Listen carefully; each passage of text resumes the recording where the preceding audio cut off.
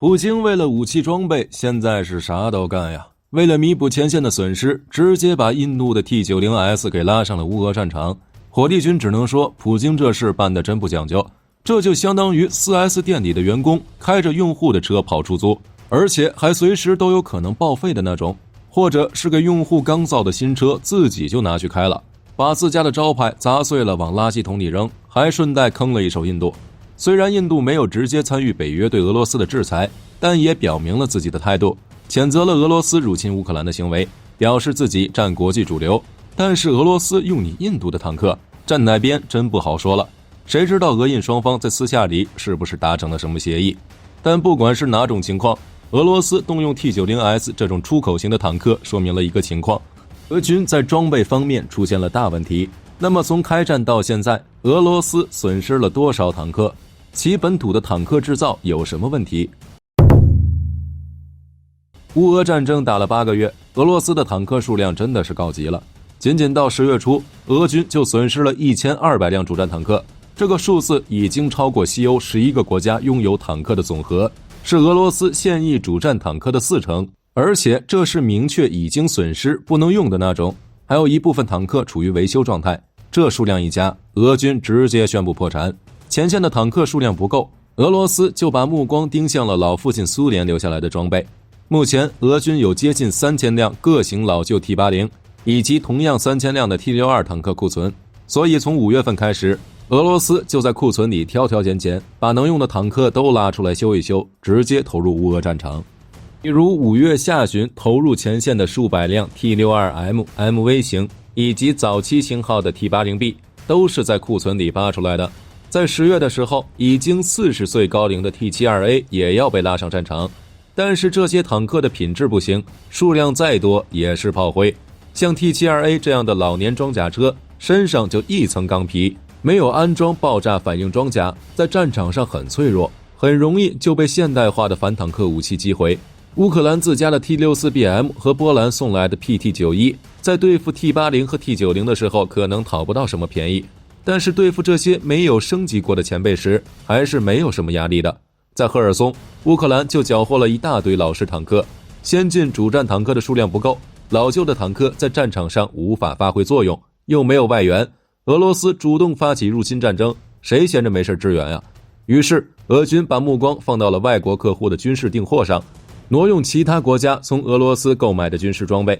优先提供给前线俄军。有前线照片拍到，俄军驾驶着一辆 T90S 坦克开到了乌克兰战场作战。这个 T90S 是俄罗斯乌拉尔在 T90A 的基础上开发的，算是一款外贸型主战坦克，而且销量还不错。现在 T90S 已经出口至印度、阿尔及利亚、土库曼斯坦和越南等国，其中印度陆军是 T90S 的大户，其国产的阿琼坦克产量不行，只能在阅兵式上装点门面。所以从2001年开始，印度就跟俄罗斯签订了采购 T90S 的合同，并在印度本土建立了 T90S 生产线。到现在，印度陆军拥有的 T90S 数量超过了2000辆。而 T90S 和俄军自用的 T90A 外观区别最大的是没有安装窗帘衣主动防御系统，烟雾发射器的安装角度不同，重点是俄军本身并没有装备 T90S 这种外贸型号，这就只能说明一个问题：俄军用了原本属于印度的 T90S。 这个操作在战争中其实挺常见的，比如一战爆发后，英国海军就将原本出售给巴西的，也是世界上唯一一艘7炮塔战列舰阿金库尔号留作自用。但是这种江湖救急的方式还需要其他国家的同意，不过火力军估计俄罗斯应该没和印度商量，直接就拿来用了，压力直接给到印度这边。看到自家的坦克出现在乌俄战场，印度也是赶紧出来澄清，表示这是俄罗斯私自挪用，这些 T90S 这运到俄罗斯升级的。虽然乌拉尔一直说 T90S 主战坦克的战斗力比俄军自用的 T90A 还要高，但实际上如何，印度清楚，加上用的时间比较长，性能跟不上。于是印度陆军就跟俄罗斯签署了协议，把一批 T90S 送回俄罗斯接受全面升级，全面改进 T90S 的火控系统、防护能力以及信息化水平，并加装主动防御系统，使综合战力达到 T90MS 的标准。至于真相是什么，俄罗斯挪用属于印度的 T90S， 印度是否知情，真不好说。不过火力军估计，印度应该也是懵逼状态。如果印度真将自己的苏式坦克提供给俄罗斯，那印度陆军怎么办？造成的装备空白是很难在短时间内填补的。北约主战坦克的价格太贵，还可能会因为印度支援俄罗斯直接拒绝出售，而俄罗斯军工业在短时间内根本无力对外出口坦克。这么想的话，这些 T90S 坦克应该是俄罗斯未经印度同意私下挪用，俄罗斯到后面估计会通过不断拖延的方式来延缓对印度的坦克交付。面对俄罗斯的做法，印度也只能吃下这个哑巴亏，明知道俄罗斯在坑自己也没办法，毕竟自家很多装备都依靠俄罗斯，这也不是俄罗斯第一次坑印度了。印度虽然军事实力不错，但是自家的军事制造水平不行，很依赖俄罗斯和美国这种武器出口国家，而俄罗斯之前坑印度的就是航空母舰。虽然俄罗斯以很低的价格将一艘航空母舰出售给了印度，但是在后续的改造过程中，俄罗斯是在不断加价的。到现在，印度虽然改造完成了，但是实际战力也就那样。说的有点远了，咱们言归正传，回到乌俄战场。俄罗斯虽然挪用了印度的 T90S， 但也是杯水车薪。T90S 主战坦克是印度最强大的主战坦克，在阿琼坦克难产的时候，印度从俄罗斯购买了大量的 T90S。不过这种装备相对于俄罗斯自己装备的 T90A， 少了窗帘衣光电干扰系统，算是一种经过阉割过的主战坦克，比俄罗斯出口的 T72 坦克高出一个档次，但在火力和防护上存在着不同程度的问题。T90S 的动力、防护等主要性能上没有大的改进，炮塔是与 T72 类似的铸造炮塔，只在火控系统和火力上有一定的进步，整体性能和 T72 坦克相比没有什么大的改变。后期的 T90SA 有了一定的改进，采用了6边形焊接式炮塔，换用新型发动机，改进了变速箱，更新电子设备和观瞄装置，还加装了空调系统，战斗力有了不小的进步，算是在 T90 坦克基础上再次加强，整体水平达到了上世纪90年代初的标准。作为自家的王牌，印度也对其进行了改进。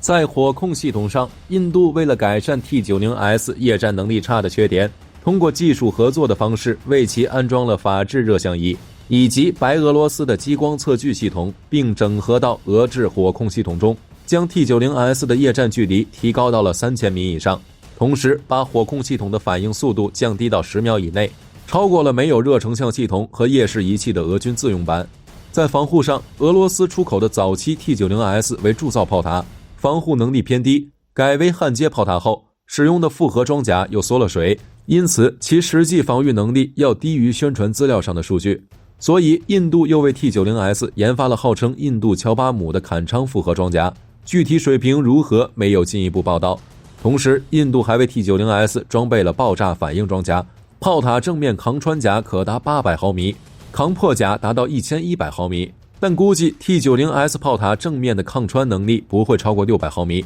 没有安装窗帘主动光电干扰系统。而 T90S 最大的问题还是火力，其使用的125毫米 2A46M1 型48倍净滑膛炮已经不行了，而随车配发的 3B M42 尾翼稳定脱壳穿甲弹还是冷战时期的产品，2000米时对军制钢装甲的垂直穿身不足500毫米，就算是印度、俄罗斯都对它改进升级，在滑膛炮本身不变的情况下，基本没有太大的提升空间，整体实力只能说一般。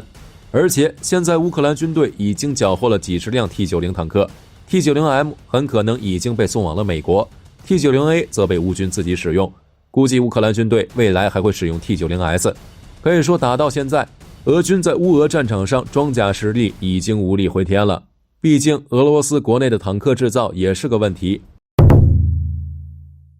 苏式坦克从二战过后一直都有一个定位，消耗品，亦认为它是一次性的，在战场上用完就扔，然后再造新的。在苏联时代确实有这个能力这样干，之前苏联有一个国防部坦克修理厂，里面所有费用都是按成本审批的，想吃回扣不可能，最大程度的保证坦克车辆维修的速度和价格。那些乌俄战场上损伤的坦克拉回俄罗斯本土可以很快的完成修复，然后再拉回战场，最大程度的保证战争需求。可惜现在没了。就连乌拉尔自己都已经很久没有批量生产过坦克了。苏联解体之后，俄罗斯就没啥战争打了，这个时候的遗产还挺新，拉出来就能直接用。于是那些俄罗斯高层就把制造坦克的流水线给拆了，能卖的直接打包出售，没有下家的就直接废弃。就连苏联时代的国防部坦克修理厂都被肢解，变成了乌拉尔厂的下属部门，这对于俄罗斯而言很伤。因为北约的制裁，来自欧洲、加拿大、美国的零件出现短缺，俄罗斯国防工业已经无法全力运转。俄罗斯的乌拉尔厂400辆坦克，包括翻新旧车辆的订单，就需要3年的时间。如果想用新的坦克补上现在的窟窿，乌拉尔厂基本上要花上10年的时间，造不出新装备，这点在无人机、导弹上更为明显。一个小型军用无人机，俄罗斯都可能无法做到100%国产。在被击落的俄军无人机中，上面安装的是日本索尼照相机，而乌克兰在缴获俄军的先进装备里发现，里面至少有450种进口零件，比如导弹导航关键元件、数字信号处理、微控制机、电机发电机，分别来自美国、日本、英国、瑞士等等，其中大部分都是美国的，而这部分零件基本上都是俄罗斯无法生产的。从2014年克里米亚冲突之后，俄罗斯就被制裁了。当时普京就颁布了武器必须使用国产零件的规定，除非能证明自家无法生产的零件才允许进口。从这方面看，这450种零件其中应该有一大部分都无法国产化。至于芯片这种科技产品基本上为零，国产化想都别想。